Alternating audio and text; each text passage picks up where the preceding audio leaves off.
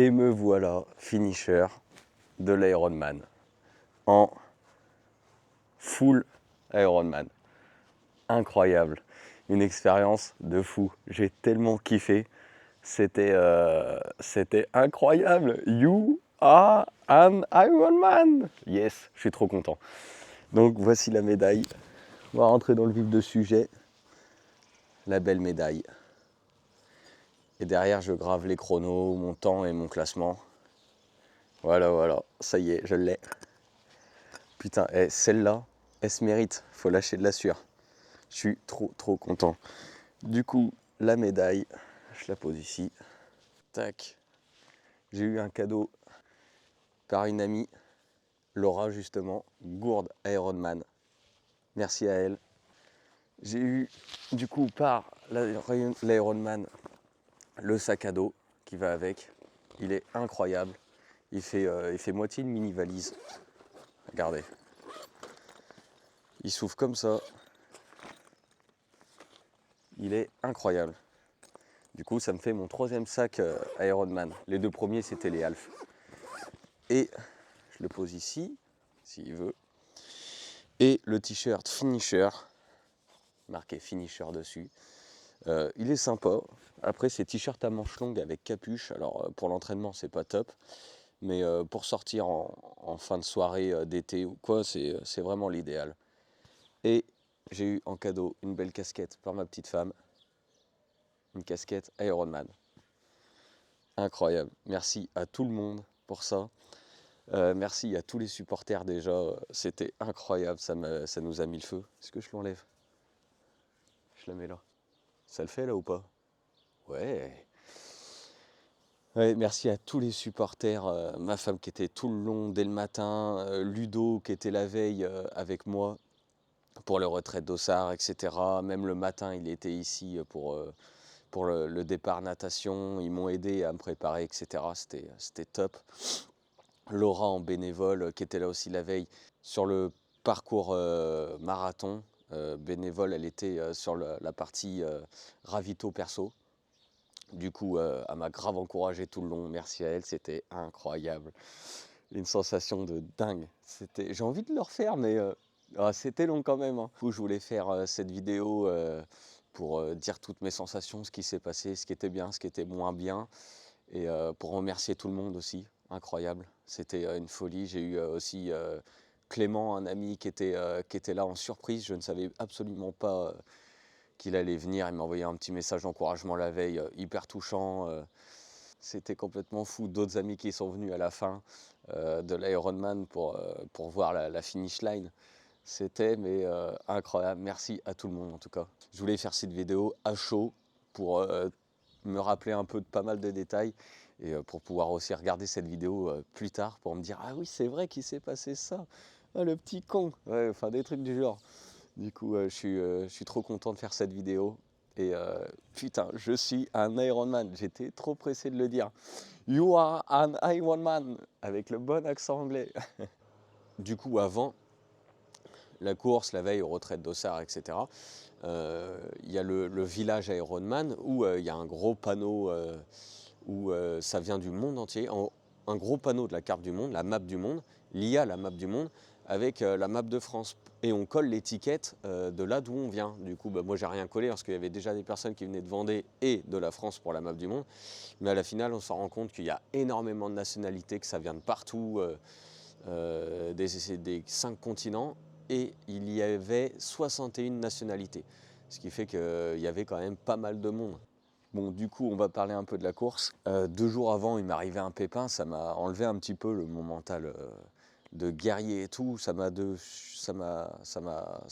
fait quelque chose. Faut que ça m'arrive 2 jours avant l'Ironman. Ça m'a un peu dépité. Je m'en rendais pas compte. Je me disais non, ça va, ça va. Mais ça m'a un peu enlevé ma rage, etc. Et je m'en suis beaucoup rendu compte le matin. J'y suis allé, j'ai déposé, ça c'était la veille, j'ai déposé le vélo, etc. Oui, tout se fait la veille. Il faut retirer le dossard, déposer le vélo, parc à vélo, préparer ses sacs de transition, les accrocher à son numéro, son rack. Et du coup, la veille, tout s'est bien passé. J'ai réussi à bien manger, j'ai réussi à me reposer le soir. Et puis le matin même, je me réveille à 5 heures, petit déjeuner, etc. Et là, je me rends compte qu'à final, j'ai pas cette rage que je devais avoir. Pourtant j'avais tellement hâte de ce moment-là et je sais pas, ça m'avait fait quelque chose. On va checker mon vélo, on pompe, on gonfle les pneus, etc. Tout est ok. On va direction la plage, du coup avec notre sac de transition, enfin c'est un sac streetwear, là où on a notre combi, etc. On va sur la plage, on peut s'équiper, mettre notre crème et tout. Après on met nos sacs, enfin nos affaires normaux dans le sac, on le raccroche au rack et du coup à l'arrivée on peut reprendre notre sac et du coup se rhabiller normalement. L'organisation elle est incroyable, l'Ironman, c'est l'un des seuls triathlons où il barre toute la route partie vélo. Du coup il n'y a pas une voiture, il ferme tout, c'est vraiment sécurisé, c'est incroyable. Merci à eux, c'était ouf quand même comme organisation, c'est énorme. Donc j'ai perdu cette rage, etc. Arrivé sur la plage, je mets ma combi, je me rends compte que je suis pas si bien. Mais c'était peut-être aussi d'une part le stress, etc. Mais j'enfile ma combi, je dis au revoir à mes proches. Je mets bien de la crème sur ma nuque, en dessous les aisselles, parce que j'avais essayé de m'entraîner avant et ça m'avait brûlé ici. Du coup, 14 km d'entraînement en un an sur natation. J'ai pas fait le taf là-dessus. Le taf est fait, était pas fait. Et du coup, je me mets bien de la crème aux parties, partout. Je suis prêt. Je mets ma combi, mes lunettes, mon bonnet, avec une belle tête de gland. Et puis, parti pour le départ. Le départ, ça se fait en rolling start. On est 8. En fait, on n'était pas 6. On est 8 à la ligne, côte à côte. Et on départ tous les 8 secondes, pardon. Du coup, ma stratégie, le départ était à 7 heures, c'était marée descendante.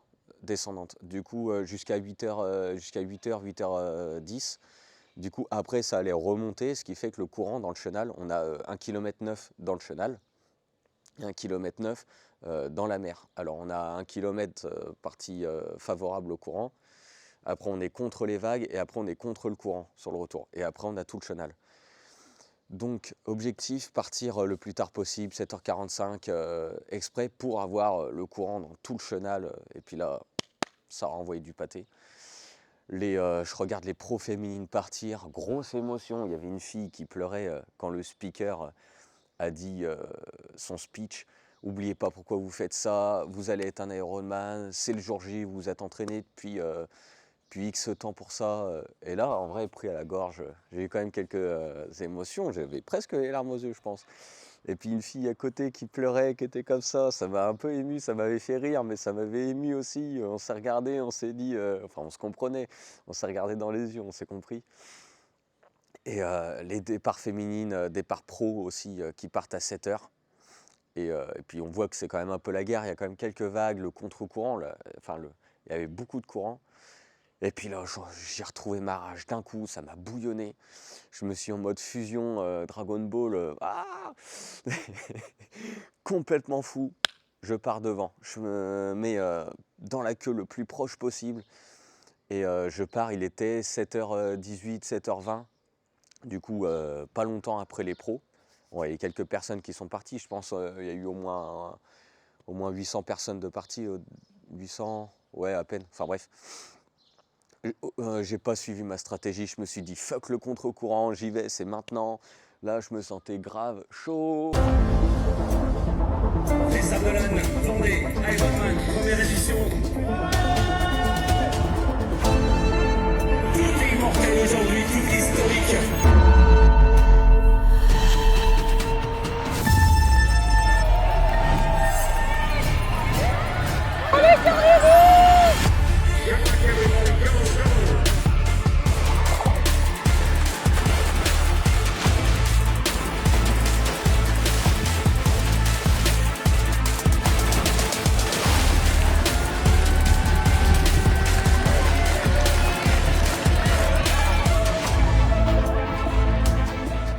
Et du coup, je suis parti.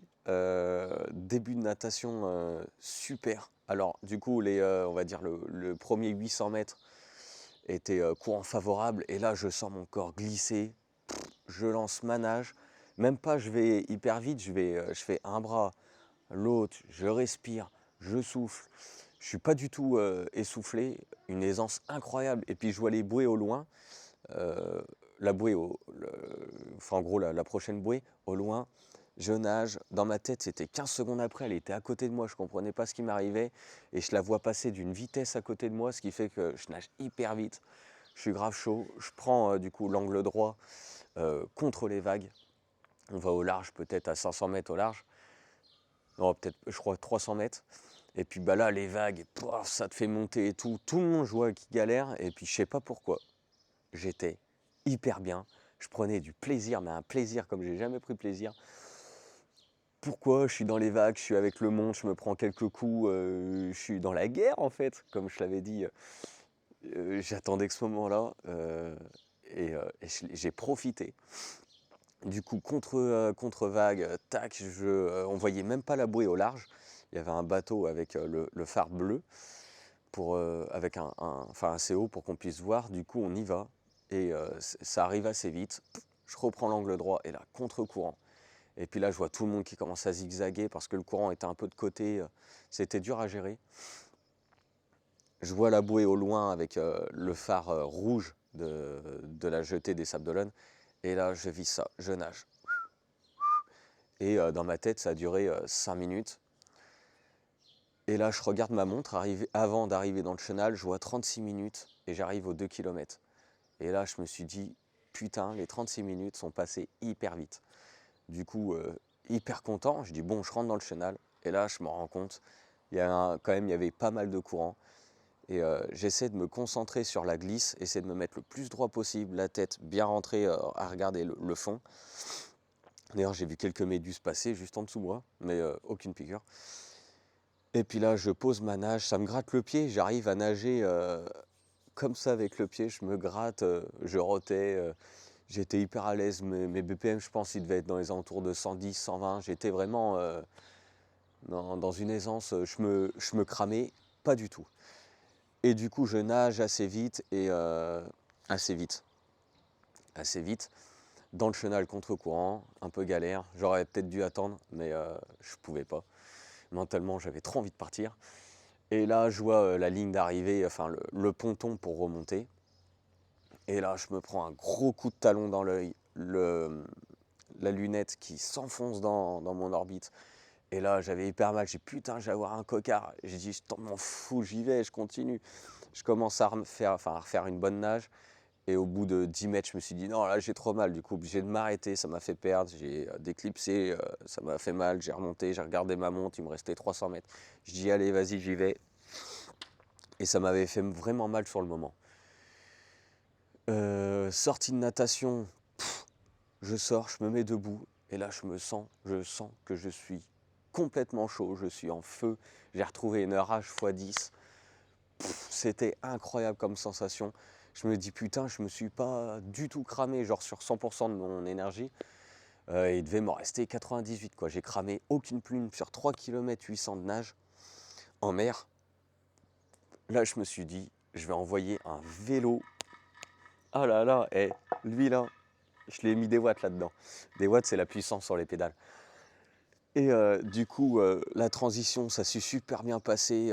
Tac, j'enlève ah ben non, j'enlève mon bonnet, les lunettes, je descends, j'enlève la combi, je mets mon casque, je prends un gel.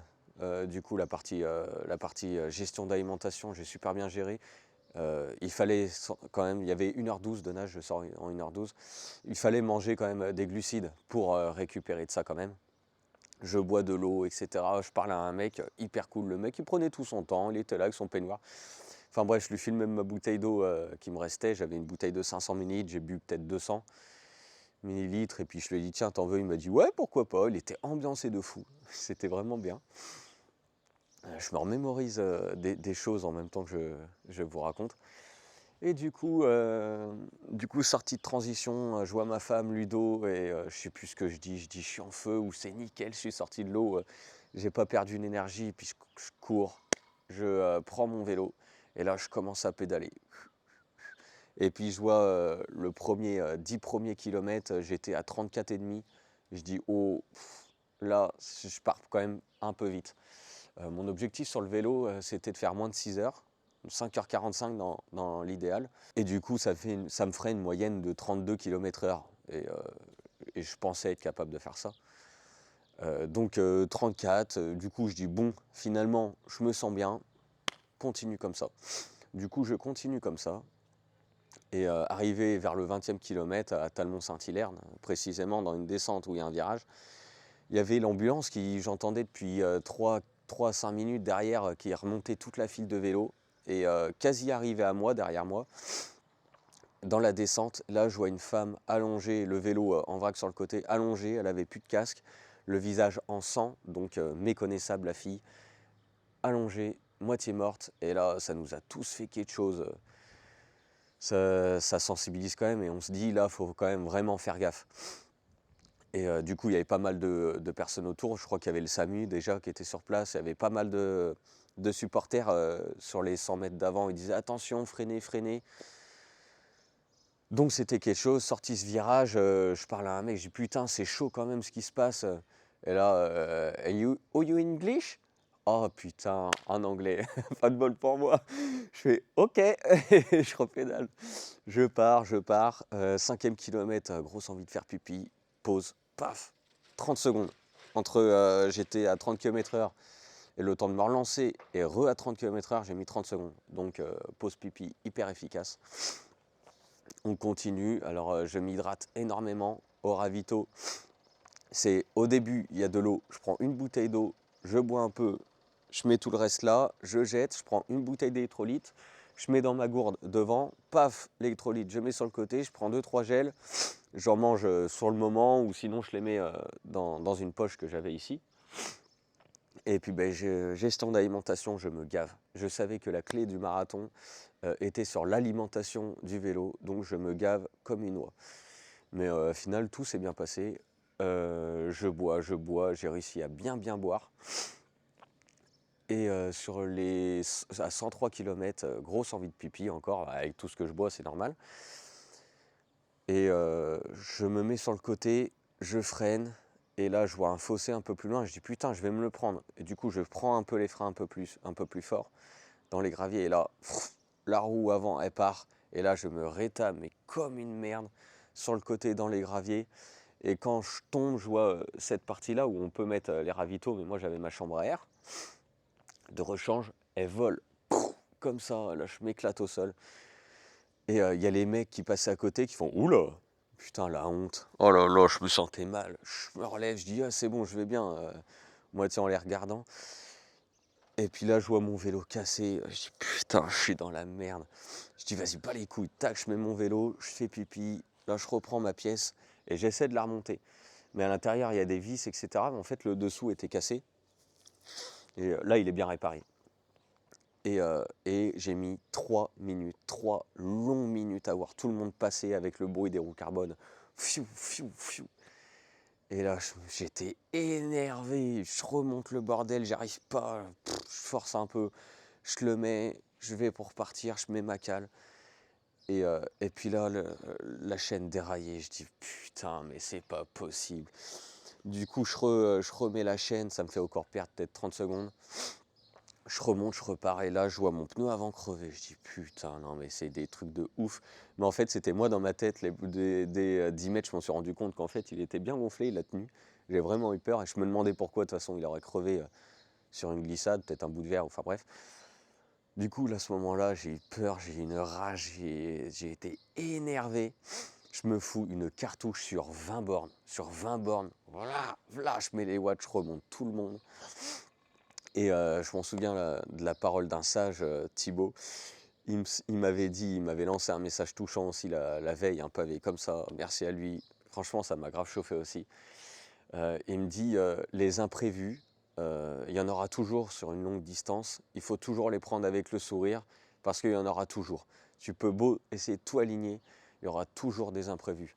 Donc je me dis ça, et là je me dis putain, je suis en train de me mettre une cartouche, je vois mes cuisses se gonfler.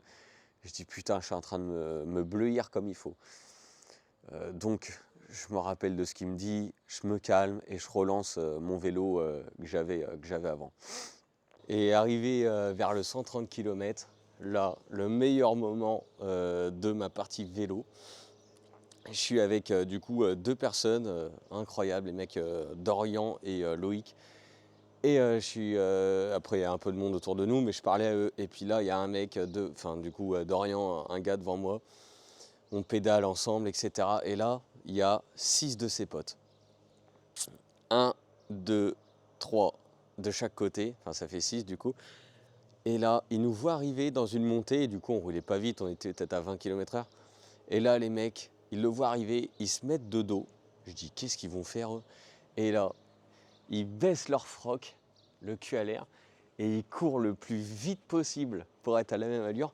Et là, les mecs, ils crient tous, allez, allez! Mais en courant, le cul à l'air, hyper synchronisé en plus, ils courent à la même vitesse, tout pareil, ils gardaient la même distance des deux côtés entre les personnes. C'était mais à mourir de rire. Ils criaient, du coup ils sont restés peut-être, allez, je dirais 10 bonnes secondes. Ils criaient le cul à l'air et là je me suis dit mais what? Qu'est-ce qui se passe? Et là je vois leurs fesses bouger en courant, mais c'était mais mort de rire. Du coup je pense ce moment-là, en plus ça lui a remis une patate de feu du coup, qui a des amis comme ça et nous on a réussi à le suivre, du coup on en a profité aussi. Et je pense que c'est le meilleur souvenir de la partie vélo. Là, j'étais mais écroulé, peut-être même le meilleur souvenir de l'Ironman. C'était tellement drôle qu'on a bien kiffé. Sur la partie vélo, ça a drafté quand même pas mal. On était des fois en groupe. J'ai été obligé de freiner parce qu'il y avait des arbitres. Et puis moi, avec ma chance à la con, je me serais pris une pénalité. Du coup, des fois, je freinais. Je ralentissais, je laissais le groupe partir, etc. Mais sur les 180 km, j'ai dû drafter, je vais pas mentir, au moins 60 à 80 km. Je pense. Du coup, ça m'a quand même aidé. Mais j'essayais d'éviter au maximum. Mais après, je sais pas, dans mes chronos, on était énormément, on était des fois en paquet. Tu pouvais rien faire à part être là en plein milieu du peloton, tu peux pas zigzaguer. Donc, écoute, profite, tac, voilà, sur les prolongateurs. Du coup, cette chute, ça m'avait vraiment énervé. J'ai ralenti au bout de 20 bornes. Et puis, en fait, je déroule. J'ai eu en aucun cas un trou noir, un coup de mou. J'arrive aux 160 km. Je savais que mes cuisses étaient gonflées quand même parce qu'à la finale, je sors avec 34 de moyenne au vélo. J'ai mis 5h13. Inespéré. Je pensais faire 5h50 ou quoi. Je vois bientôt arriver, il restait 20 km, j'étais à 4h, je sais plus, 48. Je dis là, pour mon sub 11, qui était mon objectif, je voulais faire moins de 11 heures dans mes plus beaux rêves, si toutes les planètes s'alignaient. Sinon, je savais que j'allais faire entre 11h et 11h30. Et là, je vois, je suis largement capable de faire en dessous 11 heures avec ce chrono-là. Et transition, tac, je pose le vélo. À la finale, je suis en feu, mais je sais que j'ai quand même les cuisses un peu gonflées quand même. Je refais pipi parce que ça faisait 10 bornes que j'avais envie de pisser, mais j'avais vraiment pas envie de m'arrêter, de retomber une nouvelle fois. Du coup, pipi à la transition. J'ai même dû faire la queue, j'ai attendu peut-être 2 minutes parce qu'il y avait pas mal de monde. Un truc qui m'a grave chauffé aussi, c'est j'arrive à la transition, je vois qu'en fait il y a que 20% des vélos, ce qui fait que tous les vélos, 80% des vélos, ils sont encore en piste. Donc ça m'a grave chauffé, je me suis senti grave chaud, ça m'a donné des ailes aussi. Et du coup, pipi, je dépose mon cache, mets mes chaussures assez tranquillement finalement. J'ai pris mon temps. Et je pars, et là, il y a ma femme qui me dit, je lui avais dit de dire en amont le temps qu'il me reste à faire pour faire le sub 11. Sub, je le répète, c'est pour dire que c'est en dessous 11 heures. Le temps sur marathon, je lui avais dit que si c'est 4 heures, c'est largement atteignable. Si c'est 3h40, c'est atteignable, je le sais, je pouvais le faire. Mais il fallait que je me plume quand même. Et puis elle me dit 4h20 avec sa voix. 4h20. Et là, je me suis dit, mais c'est easy. Du coup, je dis, c'est bon, le sub 11, il est pour moi si je gère vraiment encore bien l'alimentation. Je commence à courir et là, dans toute ma jambe, j'avais plus de sensation, une sensation de fourmillement. Je sentais plus mon pied se poser au sol, ma jambe, même ma cuisse, je la sentais plus du tout. Et la jambe droite a été normale, a été en feu. Elle tournait super bien. Et là, je me suis dit, oh, un marathon comme ça va être compliqué quand même. Et je comprenais pas pourquoi, à partie vélo, je m'étais fait mal au genou. Alors, est-ce que c'est dû à ça? Est-ce que c'est dû à une position sur la selle qui me bouchait une veine ou j'en sais rien? Du coup, je commence à courir, demi-tour au phare. Et là, ils avaient dit qu'il y avait 200 mètres de course sur le sable. Alors, le sable mou, blanc, bien mou, où tu peux pas courir quasiment. Il y en avait beaucoup qui couraient, mais ils se plumaient. Là, j'ai été rusé, j'ai vachement freiné. Je courais, mais hyper doucement, parce que je sentais que mon mollet, il allait cramper. Alors, dans la jambe gauche encore, j'avais plus de sensation dans la jambe gauche, et je sentais que mon mollet, il me tirait la gueule, je sais pas.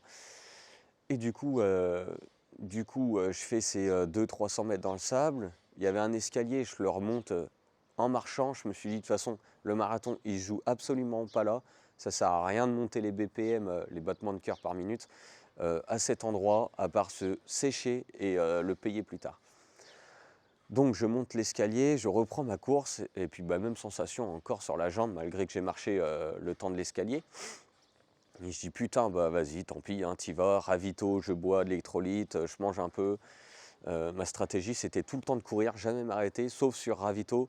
Le marathon se joue, enfin la clé, elle est aussi dans l'hydratation.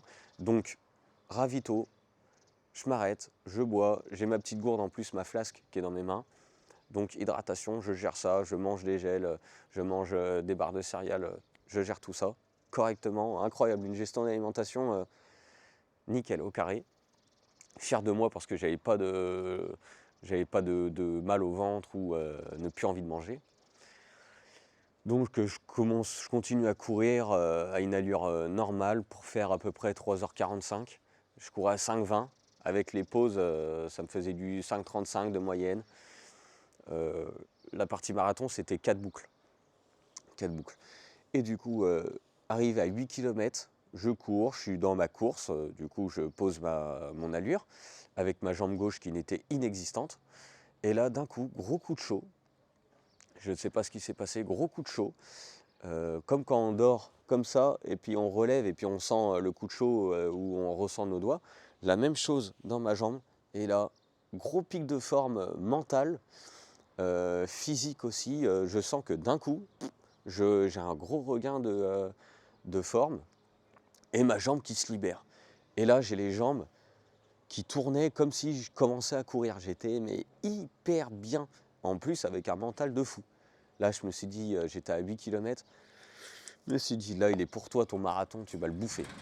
Et là, gros gain mental et tout, je commence à recourir, je fais le pitre, je m'amuse, les demi-tours en avion.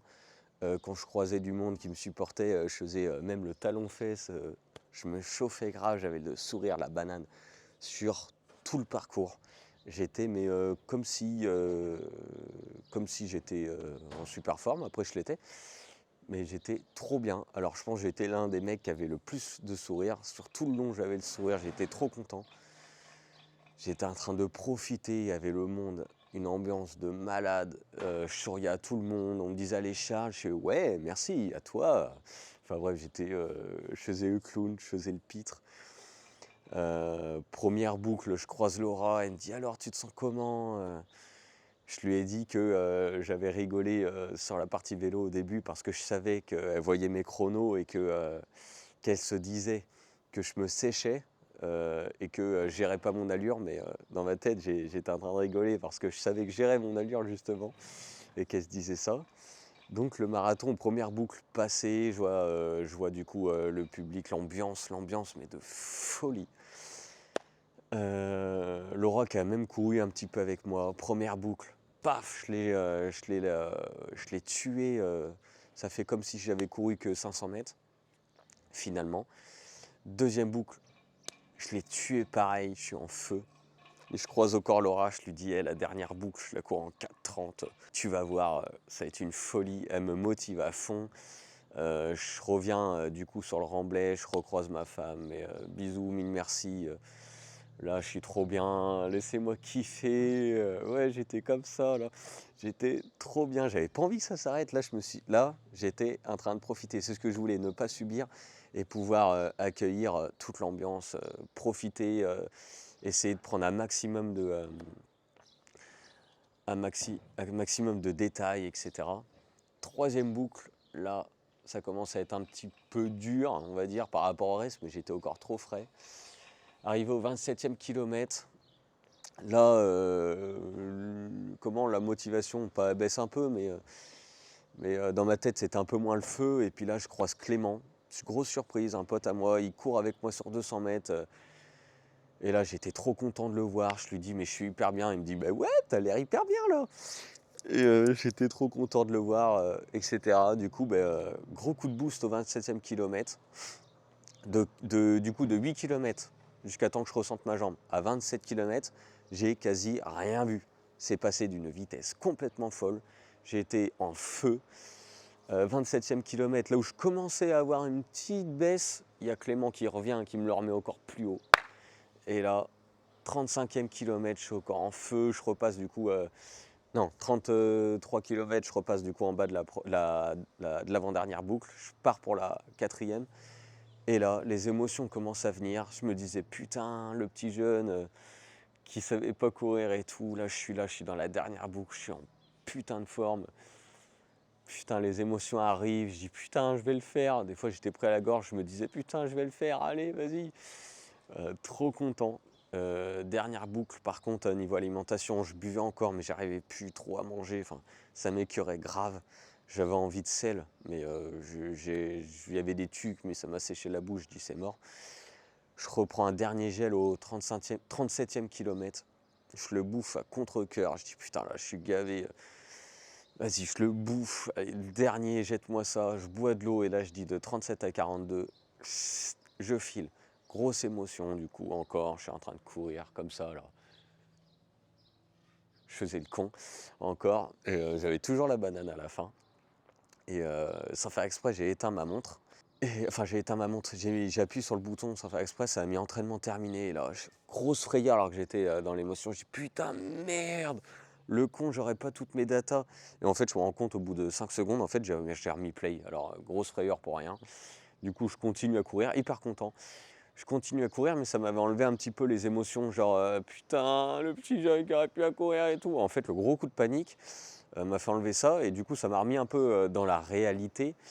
Et aussi, j'ai plus profité, j'ai peut-être un mal pour un bien, parce qu'à la finale, ça m'a remis un peu les pieds sur terre, et j'ai profité de l'ambiance de l'arrivée. Une ambiance de taré, on arrive à 2 km de... Enfin, les 2 derniers kilomètres, c'est sur le remblai. Et une folie, tout le monde crie, tout le monde tape, tout le monde est en souffrance. D'ailleurs, j'ai vu pas mal de gens marcher à cause de la chaleur.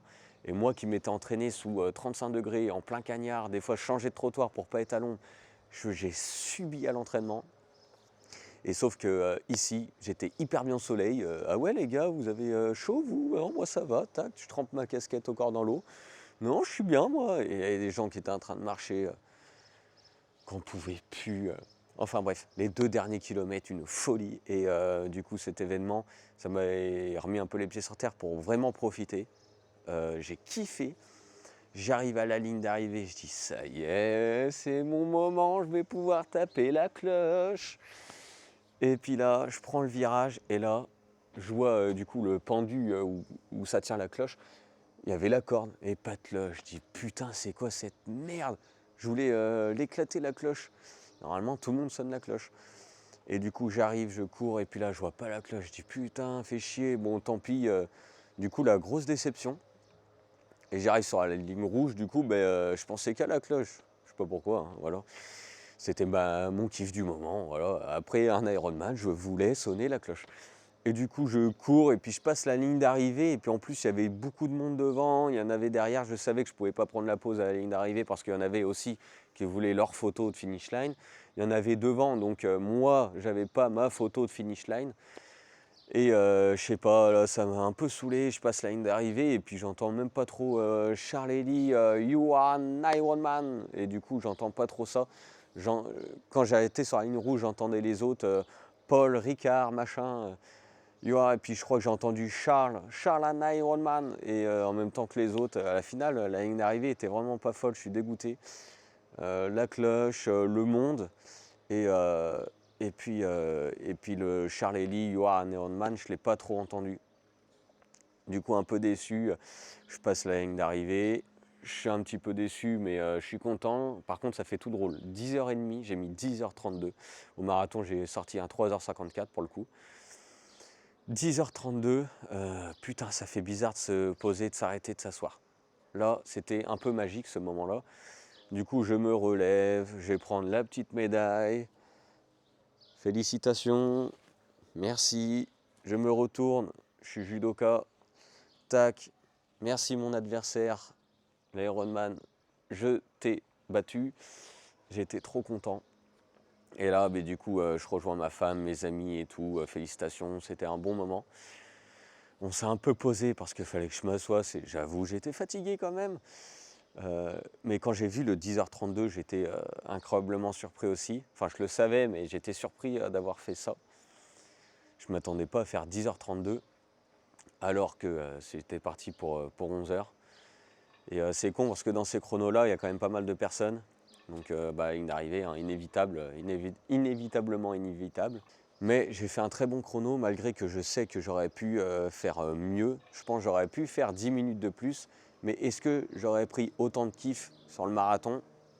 Je sais pas. Je pense que j'aurais pu faire 10 minutes de moins, mais j'aurais subi. Genre j'aurais été dans le dur, etc.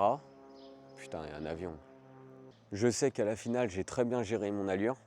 La gestion d'allure, elle a été clean sur tout le long. Sauf les 20 km où je suis tombé après, là j'avoue, je me suis mis une cartouche.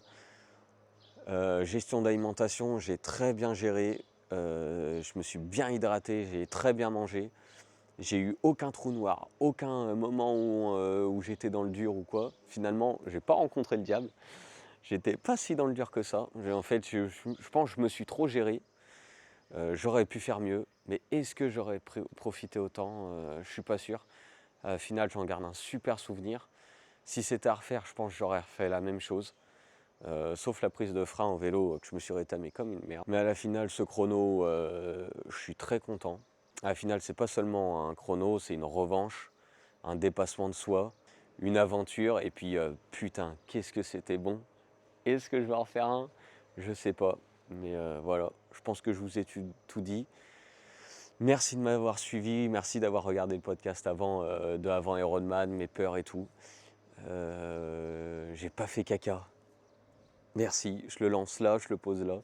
J'ai pas fait caca parce que d'habitude j'ai tout le temps envie de chier sur l'entraînement. Ça m'aurait fait perdre du temps, mais heureusement j'ai pas eu envie. Et voilà. You are an Ironman, Charles-Élie, je suis trop content. Allez, bisous.